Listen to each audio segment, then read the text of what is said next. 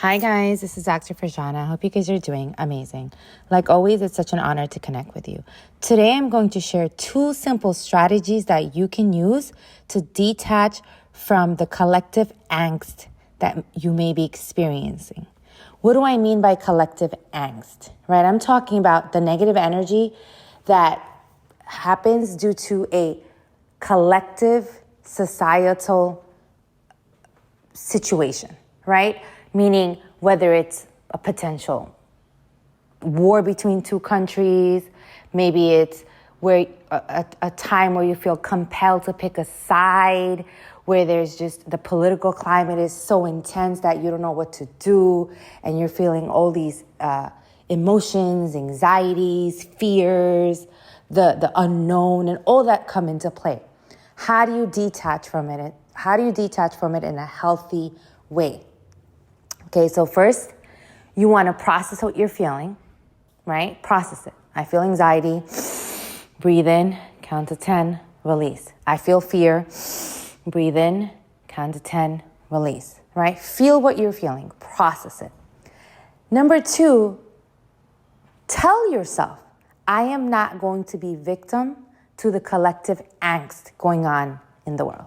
I am not going to be a victim to the collective angst that is going on in the world. That alone, becoming aware of that, and you consciously deciding to detach from it will go a long way. Will go a long way. It will help you separate from just becoming a victim to what's unfolding in front of you, right? Next, remind yourself that your soul, right? Your soul, your energy is bigger than what's going on. When life unfoldings happen around you, it's not personal. You don't have to get consumed by it. You don't have to pick a side, right? Because what happens is when you start getting into that zone, your ego starts coming into play. Your ego, remember, lives on victimization, who's better, who's not better, who's right, who's wrong. So your ego identity starts really, really, really exacerbating at this point when there's that collective angst. And especially when there's 2 sides that you feel you may be compelled to choose from. The ego identity will come into place. What is the ego identity? It's your programming. It's what you were told you should believe. It's what it could be societal, it could be cultural, it could be familial. All of that is your ego identity, parts of your ego identity.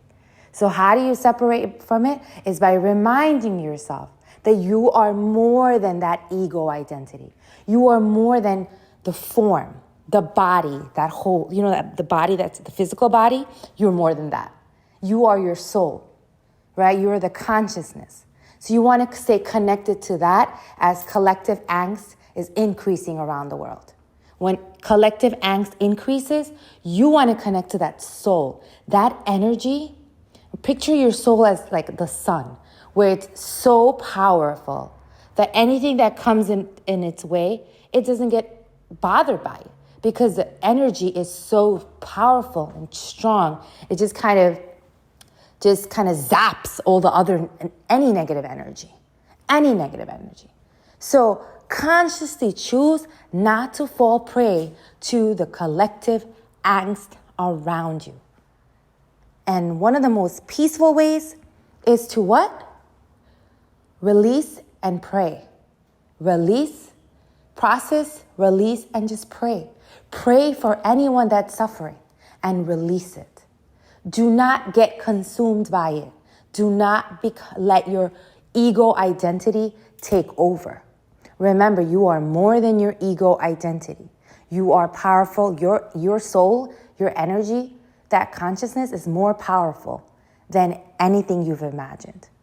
Connect with that source, that you, not the body form, not the mental, not the mind form, not the physical form, right? That's all matter. You want to go beyond that. to higher consciousness.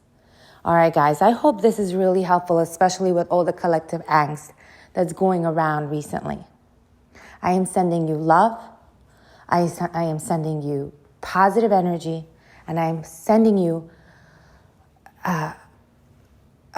higher consciousness, right? I'm sending you energies of higher consciousness. Take care of yourself. Dr. Fajana.